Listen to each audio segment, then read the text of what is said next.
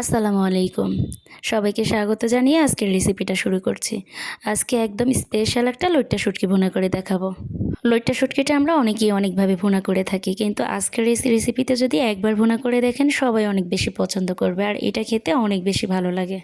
ভাত, খিচুড়ি কিংবা পোলাওর সাথেও এই লইট্টা শুটকি ভুনাটা খেতে অসম্ভব মজার। শুটকিটা কিভাবে রান্না করলে কোনো আষ্টে গন্ধ থাকবে না, সেই টিপসগুলো এই ভিডিওতে পেয়ে যাবেন। চলুন তাহলে রেসিপিটা শুরু করি।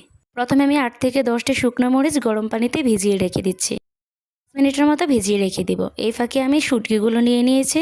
এখন ফুটন্ত গরম পানি দিয়ে 10 মিনিটের মতো ভিজিয়ে রাখবো। এতে করে ভিতরে যত ময়লা বা আষ্টের গন্ধ ছিল সব কিছু চলে যাবে।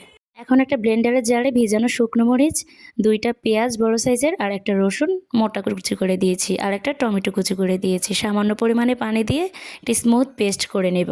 চাইলে শিলপাটাতেও বেটে নিতে পারেন। এই ফাঁকে আমি শুটকিগুলো ছোট টুকরো করে ভালো করে ধুয়ে পরিষ্কার করে নিয়েছি। এখন একটা কড়াইয়ের মধ্যে সরিষার তেল দিয়ে দিচ্ছি। আপনারা চাইলে এটা সয়াবিন তেল দিয়েও রান্না করতে পারবেন। এখানে 3 টেবিল চামচের মতো দিয়েছি। এরপরে দিয়ে দিচ্ছি পেঁয়াজ কুচি। এখন এই পেঁয়াজটা প্রায় 5 থেকে 6 মিনিটের মতো ভেজে নিব। এখানে আমি পেঁয়াজের পরিমাণটা একটু কম ব্যবহার করেছি, যেহেতু আমি মশলার সাথেও পেঁয়াজটা ব্লেন্ড করে নিয়েছি। পেঁয়াজটা আমি ভালো করে ভেজে নিচ্ছি, যেন কাঁচা কোনো গন্ধ না থাকে। পেঁয়াজটা ভালো করে ভেজে নিলে খেতেও ভালো লাগবে।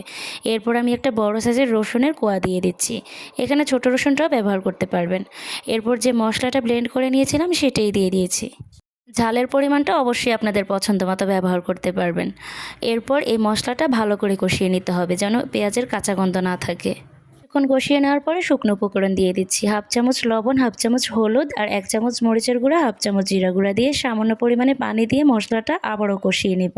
এখন এই সবগুলো মশলা আমি আরও 5 থেকে 6 মিনিটের মতো কষিয়ে নেব, যাতে করে মশলার কোনো কাঁচা গন্ধ না থাকে।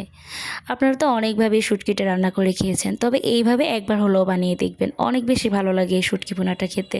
কেটে রাখা শুটকিগুলো দিয়ে দিচ্ছি। এই শুটকিটা দিয়ে আরও 5 থেকে 6 মিনিট কষিয়ে নিব। অবশ্যই কিন্তু শুটকিগুলো গরম পানি দিয়ে ভালো করে পরিষ্কার করে নেবেন। এতে করে ময়লাও থাকবে না, আর শুটকির আষ্টের গন্ধটাও থাকবে না। মশলার সাথে শুটকিগুলো ভালো করে মিশিয়ে নিচ্ছি। এরপর 5 থেকে 6 মিনিট পর যখন শুকনো হয়ে আসবে, তখন এর মধ্যে আমি পরিমাণ মতো পানি দিয়ে দিব। এখানে আমি প্রায় 1 কাপ পরিমাণ পানি দিয়ে দিয়েছি। এখন পানির সাথে সব কিছু ভালো করে মিশিয়ে নিব। এই পর্যায়ে চুলা আঁচটা মিডিয়াম টু লোয়ে রেখে রান্না করব। যতক্ষণ না পর্যন্ত পানিটা শুকিয়ে এসে তেলটা উপরে উঠে আসবে ততক্ষণ পর্যন্ত রান্না করে নিব, আর শুটকিগুলো ভালো করে সিদ্ধ হয়ে যাবে। পানিটা একেবারেই শুকিয়ে গিয়েছে আর তেলটাও উপরে চলে এসেছে। রান্নাটাও আমার শেষ দিকে প্রায়। আমি শুটকিটা একেবারে থেতলে নিয়েছি, যেন নরম হয়ে যায় আর খেতেও ভালো লাগবে। এইভাবে শুটকি ভুনা করলে অনেক বেশি ভালো লাগে। দেখতেও যতটা লোভনীয় ছিল, খেতেও অসম্ভব মজার ছিল। খিচুড়ি বা ভাত সব কিছুর সাথে খেতে অনেক বেশি ভালো লাগবে। বাসায় একবার হলো এইভাবে ট্রাই করবেন, সবাই অনেক বেশি পছন্দ করবে। আশা করছি আমার আজকের রেসিপিটাও আপনাদের কাছে ভালো লেগেছে, আর ভালো লাগলে অবশ্যই লাইক কমেন্ট শেয়ার করে দিবেন। আর প্লিজ আমার চ্যানেলটা সাবস্ক্রাইব করে সাথেই থাকবেন। যারা ফেসবুক থেকে দেখছেন অবশ্যই পেজে ফলো দিয়ে রাখবেন এরকম সহজ রেসিপিগুলো পাওয়ার জন্য। আল্লাহ হাফেজ, আসসালামু আলাইকুম।